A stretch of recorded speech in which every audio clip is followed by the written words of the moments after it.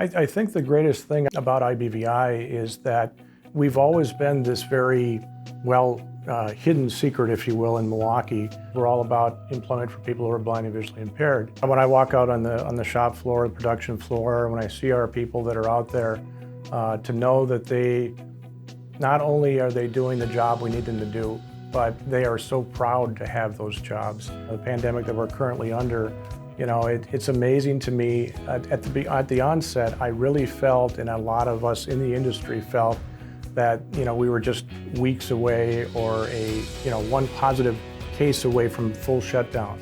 And that never happened. And thankfully, we've never had to shut down at all. We just didn't know what to expect. We didn't know how bad it might be here in Wisconsin, but through it all, we've really been doing well. And I think it's because we got ahead of it and we had a plan. And that's another thing I can say about Oracle. With Oracle Cloud, we've had a huge opportunity because there's never been a full system integration, to my knowledge, in the past that was fully accessible 100% to the blind. They were the only offerer of an ERP system that had their own accessibility team.